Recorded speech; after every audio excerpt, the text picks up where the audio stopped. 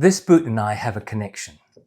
While Goral is a relatively new UK brand starting in 1936 as opposed to some Northampton brands that were founded in the 19th century, this boot and I have a connection from the early 1980s and a connection to my family from the Second World War.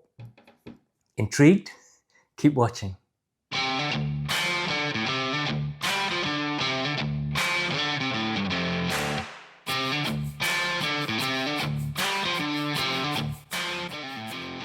G'day, welcome to Bootlosophy, my channel reviewing heritage boots. I'm filming on Wajik country, part of the lands and waters of the Noongar people. This is the Goral Buxton boot.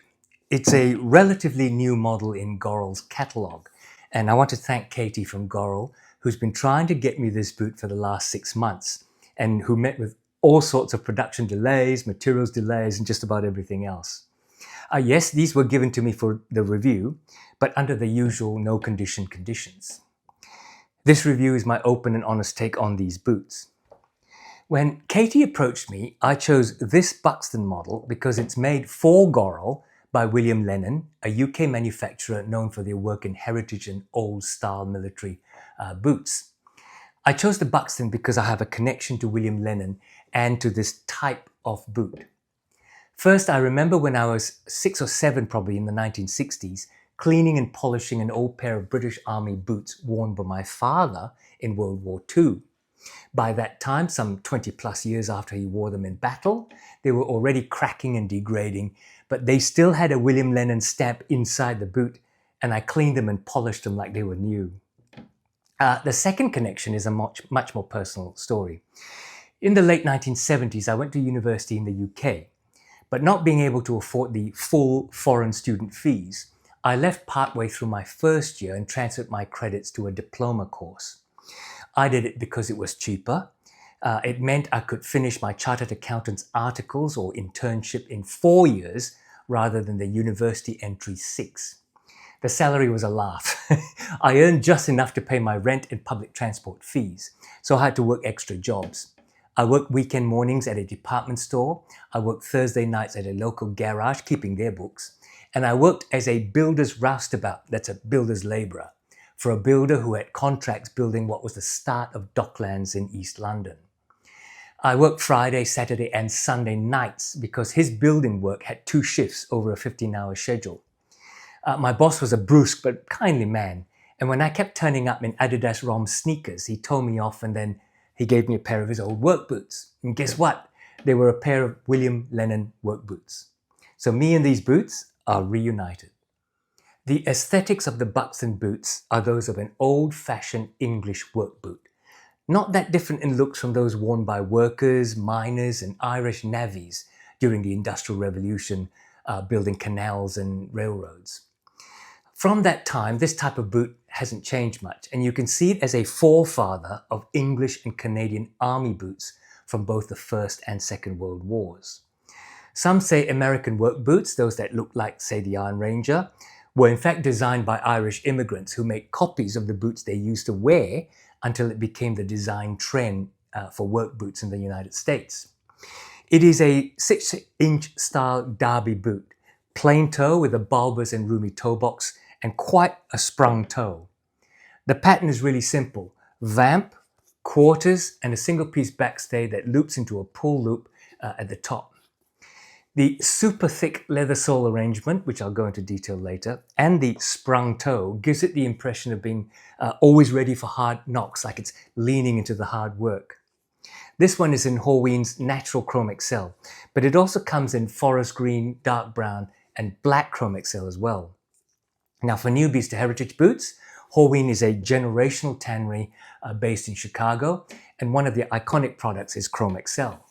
It's tanned using a combination tanning process that blends chrome tanning for softness and flexibility with a vegetable retan for durability, followed by hot stuffing the leather with waxes and oils for its signature rich, waxy feel. If you're wondering what outfits to wear with this boot, here's a tip. Do not wear this with your 3-piece suit and tie. It's obviously a casual boot and very much a work boot, so jeans and rugged casual outfits like flannels or work shirts and wax jackets, or jeans and relaxed casual outfits where it's a juxtaposition against a button-down shirt and a Harrington jacket. Let's go on to talk about Goral. Goral was founded in 1936 in Poland by, and I'm sorry, I'm going to butcher his name, Franciszek Goral. He started a small workshop in Poland to handcraft shoes for local villagers. The craftsmanship has since been passed down through 4 generations of the Goral family, and it remains a family business today. The business opened its factory in Sheffield in the UK in 2005, with the whole family moving from Poland as well. In fact, the move was very successful, and they moved to the current larger workshop in 2018, which was officially opened by Her Royal Highness the Princess Royal, Princess Anne. The mission of their company is to make shoes properly or don't make them at all. Katie from Goral tells me that this mindset has shaped everything from the materials they use, to the people they hire, to the principles that they stand behind today. I like that. As a management consultant, I dive deep with clients, trying to have them express what they stand for, their purpose of existence. When they find it, like that statement by Goral, indeed, the recruitment interviews focus on if the applicant fits. Processes and procedures are aligned to that purpose. The mission of Goral ensures that they choose premium materials, that they're craftsman-centered, and each item is checked over in their maker-led quality control process. Katie also tells me that at Goral, they believe in 3 pillars in their business. One is craftsmanship, where each pair passes through the hands of skilled makers who cut, stitch, last, and finish the shoes using methods perfected over decades. The same craftsman who build your shoes is the final person to touch them before they reach you, so there are no bureaucrats or middlemen. Second, longevity, believing that good shoes shouldn't be disposable. They should be repairable, rebuildable, and wearable for years, ideally for life. They offer a lifetime guarantee with resoling and aftercare. Third is purpose. Their footwear is made slowly and intentionally, resisting the pressure to overproduce.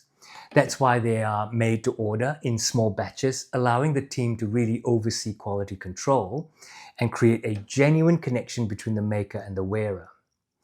Their current range includes boots and sneakers, where the sneakers and some of the boots use a side stitch form of construction and using a rubber cup sole. This boot and their new World War I replica service boots are made for them in collaboration with William Lennon. William Lennon themselves are established late in the 19th century, and they use a unique brass wire screw thread method, which I'll talk about next. The partnership with William Lennon, which is based in Derbyshire, seems to be a meeting of like minds, because with William Lennon's history of handcrafting traditional work boots since 1899, they fit. For the Buxton boot, Goral made the uppers, and William Lennon did the lasting and brass wire construction, which I'm going to explain next. As usual, let me start from the bottom up. What you can see underneath is a day-night logger lugged half sole on top of a triple leather sole. The heel is another 3 stacks of leather with the day-night logger top lift on top. The sole is attached using the brass wire screwing method. Now let's talk about this unique construction method. It is technically Blake stitched, where the uppers and insole are lasted and then stitched on the inside through the insole. But wait, it's not that simple. This boot isn't stitched with nylon thread like normal. It's put together using the Rapid Standard brass wire screwing machine. Mouthful.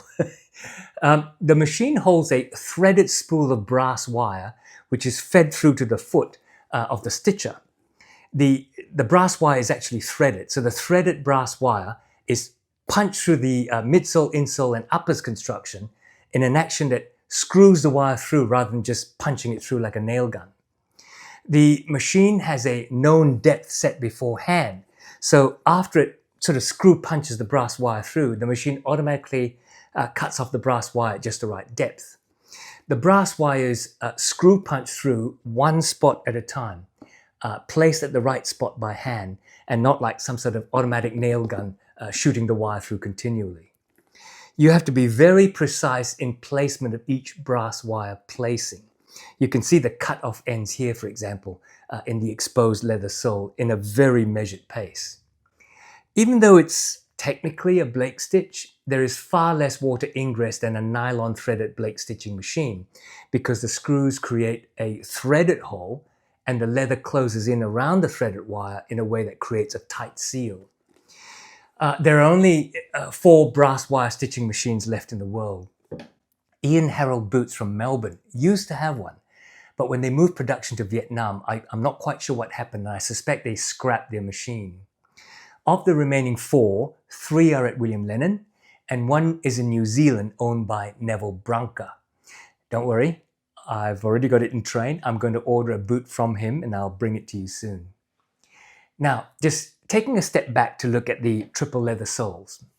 The top and bottom layer are 5 millimeters thick, and they sandwich a thinner layer of leather that's about another 3 mils thick.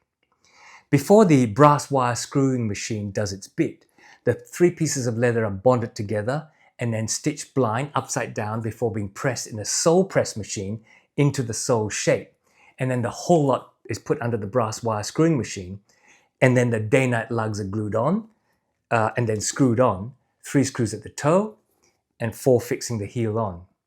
This sole ain't going nowhere. After the brass wiring, the boots have to be leveled, where the brass wire screws, the insole shape and outsole leather layers are put through a leveling machine to make sure the inside of the boot is perfectly smooth and comfortable. Moving on up, the uppers are lasted on the Army semi-sprung last.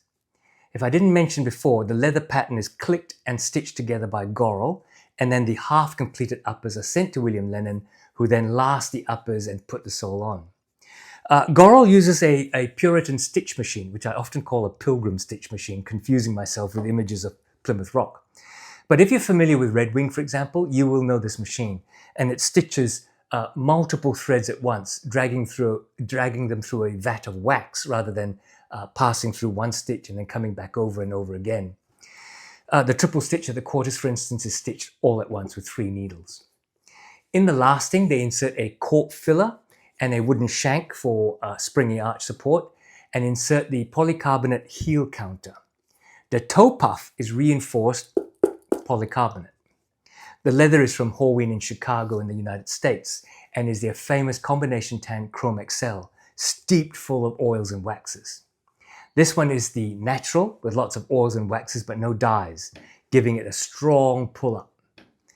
If you see my videos of my other natural Chromexcel boots, this honey color deepens into a deep burnt honey brown with use. The boots are lined in the vamp with cotton canvas. It's a kind of fleece-like lining, which I'm not a fan of. If you get sweaty feet working in these, I think they will eventually wear and tear. But then again, they do absorb and disperse sweat better, and Red Wing's Iron Rangers, for example, have exactly the same lining. The stitching all around is very clean and precise, and the clicking is really solid with no loose grain that I can see. The hardware is antique brass, 5 eyelets, 2 uniquely applied speed hooks. Each speed hook have these 2, I don't know what you call them, riveted anchors, I suppose. The pull loop is beefy and substantial, and the tongue is semi-gusseted with this Union Jack pressed in it. Leather laces are supplied, and while I thought of changing to thick round cotton laces, I think they actually work, and I'm going to leave them. The construction is heavy, solid, and just feels tough and supportive around your foot. The triple leather sole is probably unbendable, and I'm glad for the sprung toe to make it easier to walk through. Let's talk briefly about caring for Chromexcel.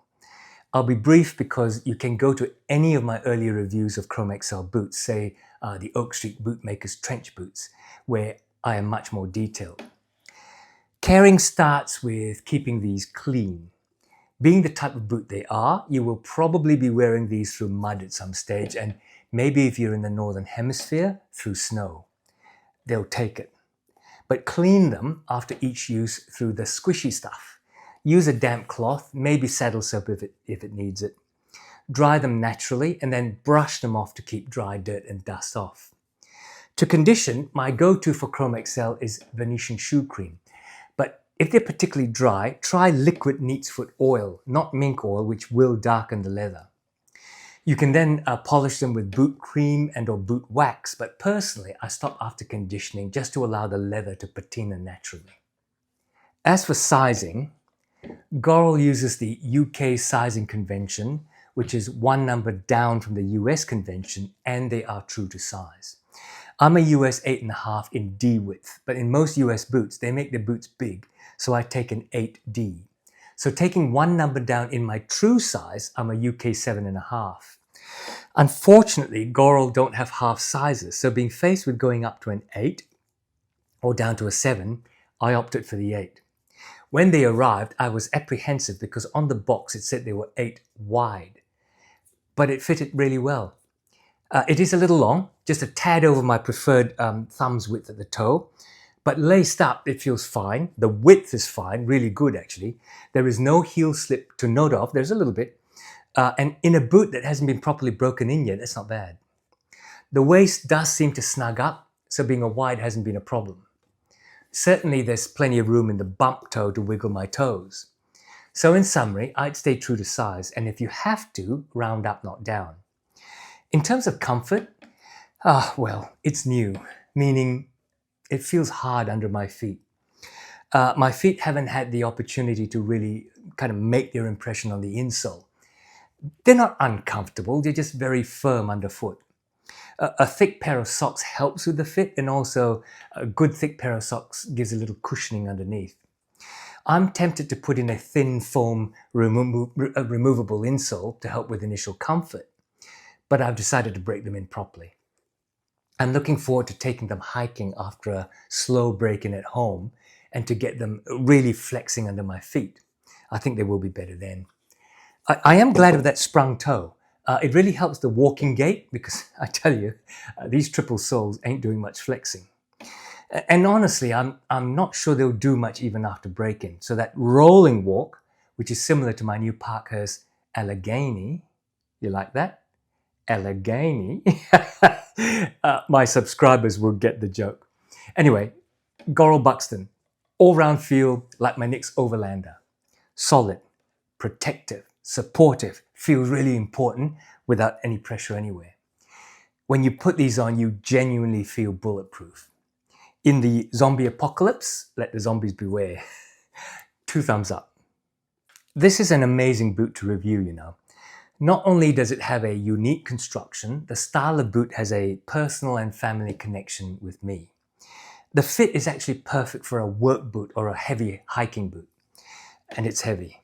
It is a solid boot that looks good and from every handling feels like a tough, durable boot that makes me wish I was doing much more hiking these days as I used to. Or maybe go back and build London's docklands again. Or maybe doing some sort of archaeological dig of Roman remains somewhere. They sell for 793 Aussie dollars, including all duties and taxes. And looking at the materials and the build, in my opinion, well worth every dollar. They compare well in price with most P&W boots, and while more pricey than some hiking and work boots like Red Wing or Dana, they whip them from the solid construction value. You know, I keep saying these are solid. So that's it. I hope you liked this review, and if you did, you know what to do. Click on like and subscribe and come back for more boot reviews. I'm back next week here on Bootlosophy, so take care of yourself out there and see you back here soon.